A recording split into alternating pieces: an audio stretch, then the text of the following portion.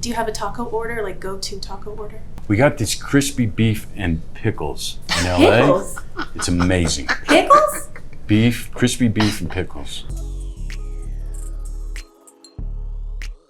Yeah, hello. Hi. Hello. Great, how are you? I'm good. We all want to know if you have any favorite experiences coming to Latin America or a favorite food from somewhere in Latin America? Definitely food. Food, Got me probably. food. It's definitely the food. Yeah. No, Tulum. I was on vacation in Tulum recently. What did Beautiful you place. Yes, very. Kind of spiritual, actually. I just love how it's just so cultural and it just really brings people together. We just made tacos.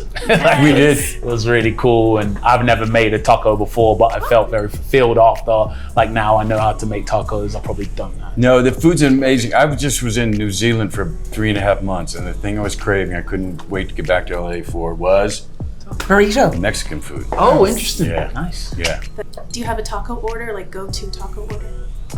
I do. Shrimp.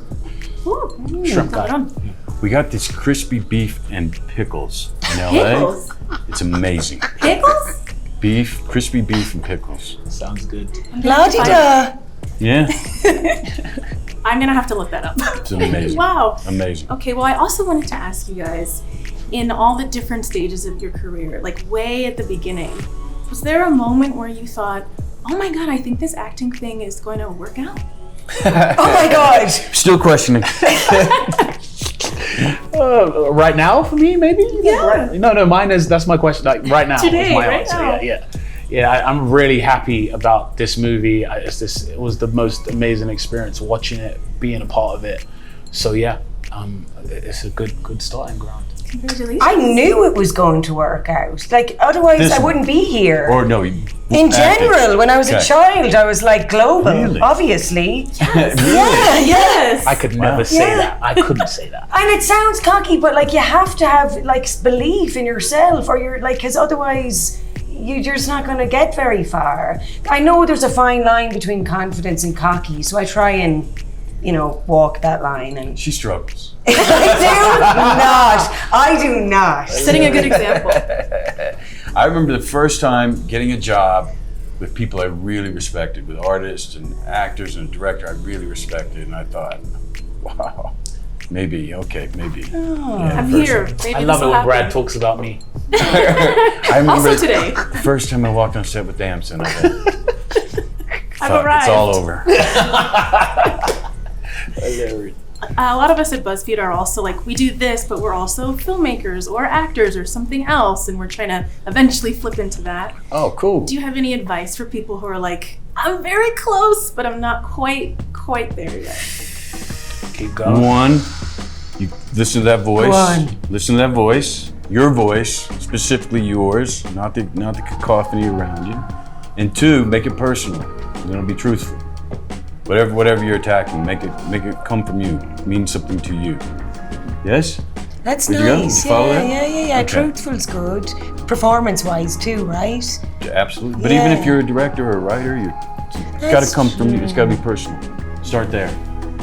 I would say you're going to get loads of people to go, acting's hard. That's hard. And really like naysayers. Like, those people wouldn't even have the bravery to try. So if you're trying, that in itself should be applauded, because it takes a lot of guts to throw your hat in the ring and say, I think I might be good at this. So even trying, even if you're not succeeding like right now, you still kind of are, because you had the balls to try in the first place. That's cool. Keep quiet and let your work do the talking. Hey, good one. Nice. Yeah, another good one. Yes. Another good one. Well, thank you all. I did my work questions and my I want to know questions. So thank Okay. you.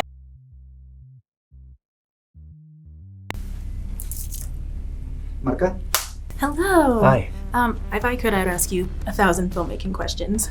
But I wanted to Go ahead. ask, your films really do an amazing job of making audiences feel like we're part of the action that's happening. Yeah. How do you go about structuring those scenes and those moments? Well, you start by casting an actor like Brad Pitt, who's up for doing everything for real, and he trained for 3 months.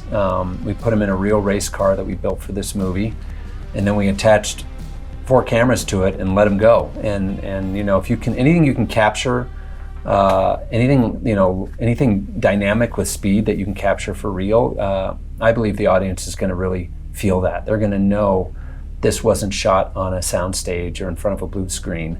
You know, when you see Brad's focus in this film driving, that's not acting, that's real concentration, because he's trying to keep the car, you know, on the track while hitting an apex at 150 miles an hour. So that was the mantra of this film, was to do as much as we could for real in camera, shoot at real races, and try to get that sense of speed and that experience that F1 drivers get. You can feel it, almost like you're in the car shaking with it. Great. We were in this theater like, oh my God. But also I wanted to ask, it's my understanding that you have a pretty good CGI background from earlier in your career. Yeah, I mean, I started by making my own short films. I was actually in architecture school at the time, and we had all these 3D programs, so that, you know, I was always interested in kind of mixing photography or film and CGI. So that's kind of where I got my start, and it's been a really good background for me, and even making a movie like this, which is, you know, mostly live action, because there is visual effects in there, but we try to make them as seamless as possible, so that as you're watching the film, you're never thinking about where that is. It just, to you, feels like Brad and Damson are on the track driving next to Lewis and Charles and Checo and everyone else who's in this film. Can you talk about filming within the real world of racing that was all around the film? Yeah, I mean, it was an amazing opportunity that F1 provided us with. You know, they let us have a garage at the track during the F1 weekend. We were right between Mercedes and Ferrari at Silverstone. We got to shoot on the track in between practice and qualifying sessions. We actually got to put our cameras on the real F1 cars during the race to get our footage. So that partnership allowed us to really get inside it and capture something that, you know, you just wouldn't be able to do any other way. And my last question is, do you have any advice for newer filmmakers who are trying to maybe book that first feature or trying to get people to notice, I'm ready, I could be hired for something? Yeah, I mean, you just have to make your own thing that expresses your own interests. So I started making my own shorts, you know, based on my architecture projects or little short stories I had written, and one of those got noticed by someone in advertising, and I got my first commercial that way. So you just have to make something that you're interested in, you're passionate about, and hopefully it's something that only you can make. Some people look at Sonny Hayes. They see a guy who lives in a van, a gambling junkie who missed his shot, the best that never was. But I see possibility. And if you don't love me now, we'll never. My Rook is a phenomenal talent, but he's young. Never break the chain. You plus him, boom, I got a team. I can still. When was the last time you won a race? Sunday, Daytona? Oh, I'm sorry. I meant Formula One. Oh, I'm sorry. Then same as you.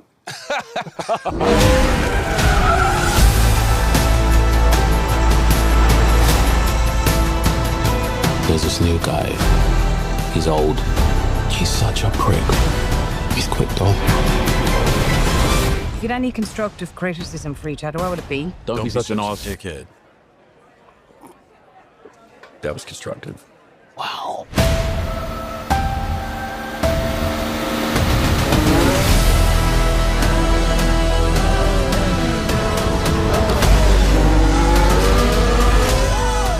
Did you win something?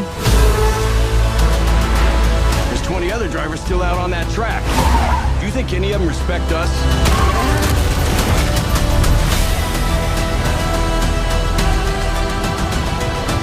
They're saying Sonny Hayes isn't a has-been. He's a never was. If the last thing I do is drive that car, I will take that life, man. 1,000 times. I'm offering you an open seat in Formula One. The only place you could say if you win. You are the absolute best in the world.